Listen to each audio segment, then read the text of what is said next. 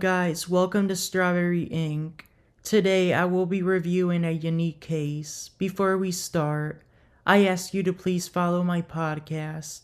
If you followed the national news in 2022, then you may have noticed that an inmate in Alabama broke out of jail. This inmate was Vicky White, who was being held at the Lauderdale County Jail and fell in love with one of the guards. Let me first go over his life's background and lengthy criminal history. Growing up, Casey was a loner and outcast. In school, he was frequently bullied and exposed to peer pressure. His mom, Connie Moore, made him get his driver's license. In high school, he was arrested about 3 times for drunk driving. These cases ended in guilty plea bargains. The first one resulted in a sentence of a 30-day license suspension and DUI school. The second one resulted in a 1-year license suspension and a 20-hour community service sentence. Then the third time resulted in a 2-year license suspension along with a 1-year probation. Casey was diagnosed with schizophrenia at 18 years old. He had 2 children and a grandchild. Casey's son, his first child, was born when he was 17 years old. In 2006, he was arrested for assaulting his mother. However, he was let go because she declined to press charges. 4 years later, in 2010, Casey was arrested again for attacking his brother Stephen with an axe. He pleaded guilty with a bargain and was sentenced to 6 years in prison. However, he was released on parole after completing only 3 years. Casey was not born violent.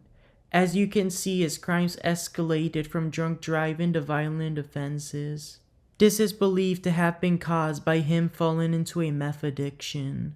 It is common for someone to start off with a simpler addiction such as alcohol and then turn to strong drugs later on as their addiction grows. Casey has been tied to several murders, one of them being his ex-girlfriend who was found dead at her home in 2008 from a gunshot wound. Her death was ruled a suicide, but years later in 2022, the investigation would reopen. Her family believed she was murdered by Vicky White. Also, years after his prison release for the axe incident, his brother vanished. Those close to this brother believed that Casey killed him as well, then hid the body somewhere. Then in 2015, he was spotlighted one more time for his violent actions. He stole 2 handguns from his neighbor's home and went on a rampage. He broke into an ex-girlfriend's house and started shooting the guns. 3 were shot, her roommate, and her dog. The ex-girlfriend and the roommate were injured, and the dog was killed. Both injured ones were treated at the Limestone Hospital in Athens, Alabama. Casey fled, and then confronted the driver of a pickup truck. He demanded the driver's money, but got rejected. This led to Casey pointing a gun at him and ordering the driver to get off his truck. Casey then stole this truck and drove off with it. He managed to flee to Tennessee to continue stealing vehicles, but only succeeded in driving off with one of them. He tried to steal 2 more, but failed. Also in Tennessee, he robbed individuals, took their money, and reached about $10,000. During the car robberies, he fired at least 1 gunshot. With the 1 car that Casey managed to steal, he drove back to Alabama. The statue's Limestone County Sheriff's Office then spotted and surrounded him. Casey put both handguns in his head and threatened to kill himself. He claimed that he would not surrender until he spoke to the sheriff. This sheriff, Mike Blakely, headed to the scene and convinced him not to kill himself and to surrender. Blakely had graduated from the same high school as Casey and was his classmate. While Blakely headed to the scene, Casey was comforted, being offered a sun-drop soda and chewing tobacco. He was then processed at the Athens, Alabama police station and booked into the Limestone County Jail. He remained there to await trial without bail or bond. Casey claimed during his interrogation that he planned to kill his ex-girlfriend, then have the cops kill him. He regretted not killing her and not being shot by the police, showing no remorse for his actions. In Tennessee, he was charged with 2 counts of attempted carjacking, 1 count of theft of property, attempted first-degree murder, and carjacking. However, the prosecution in Giles County, Tennessee dropped these charges and chose to no longer move forward with the case due to him facing more severe crimes in Alabama. Then in Limestone County, Alabama, he was charged with burglary, kidnapping, attempted murder, and animal cruelty. This case moved forward as a grand jury reviewed it and confirmed the charges.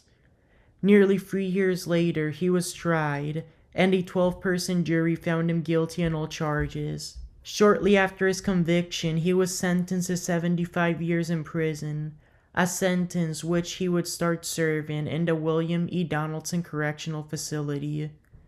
This state prison is in Bessemer, Alabama.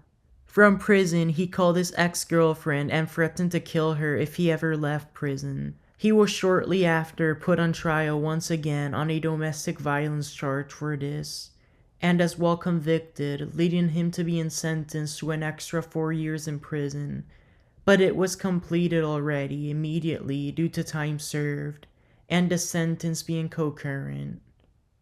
He appealed his cases, but both appeals got rejected.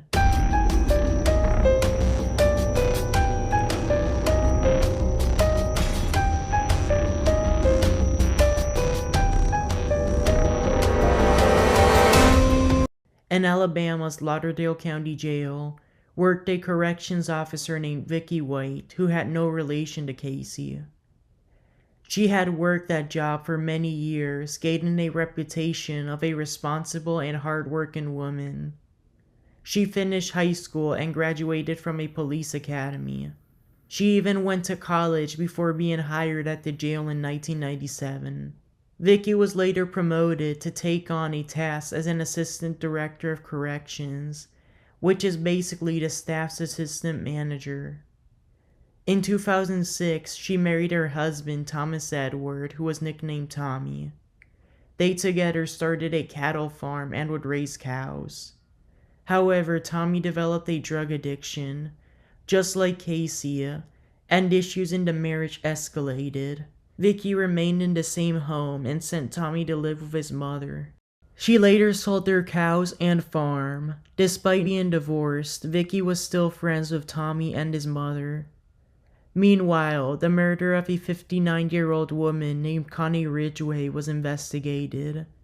She had been found stabbed to death at her home in Rogersville, Alabama. Her death was ruled a murder, and the suspect tied to the case was Casey White. When Casey was informed about this allegation, he sent the Lauderdale County Sheriff's Office a letter admitting to the murder. He was then indicted and charged for this crime, leading to him being transferred to the Lauderdale County Jail. He initially pleaded not guilty and then entered an insanity plea. While in jail, Casey met Vicky.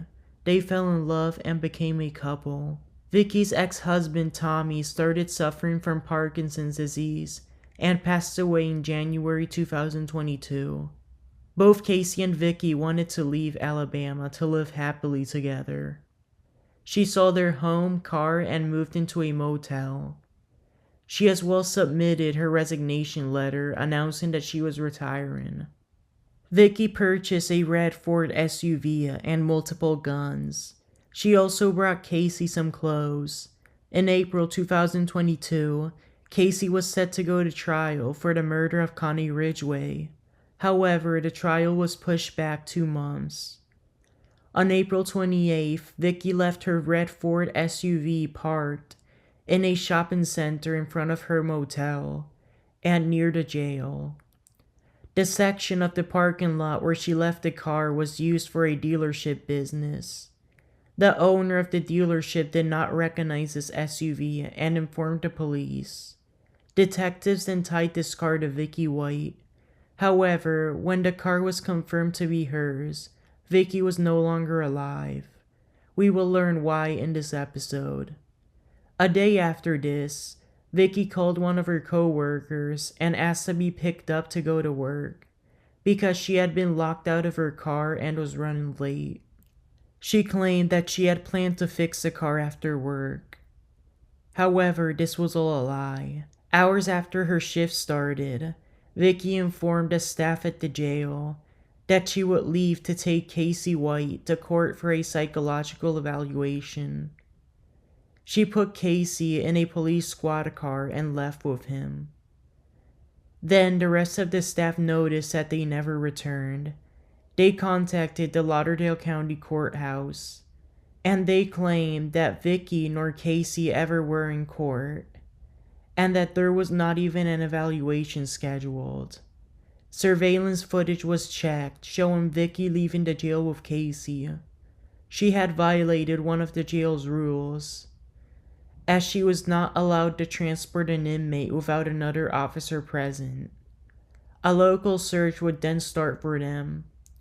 The squad car was found in the shopping center's parking lot where Vicky had left her new SUV the previous day. Surveillance footage in the shopping center was checked, showing Vicky and Casey getting into the red SUV, fleeing off. Casey no longer had his orange jail jumpsuit on and was wearing civilian clothing. He also had no handcuffs or chains on him. Vicky had as well changed out of her work uniform and put on a black-haired wig.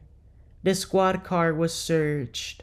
All of Casey's chains, his jumpsuit, and Vicky's police radio, along with her work uniform, was found. Before work, she had put her belongings in the SUV, as if she was getting ready to leave the area for a while. The Alabama State Police joined into the investigation and realized that they had left the state. This search then became nationwide. The sheriff's office tried to call Vicky, but she never responded. Vicky and Casey bought a pickup truck from a dealership in rural Tennessee. They then dumped the red SUV and headed to Kentucky. They passed Kentucky and arrived in Indiana, then stopped by a car wash. The U.S. Marshals found the abandoned SUV.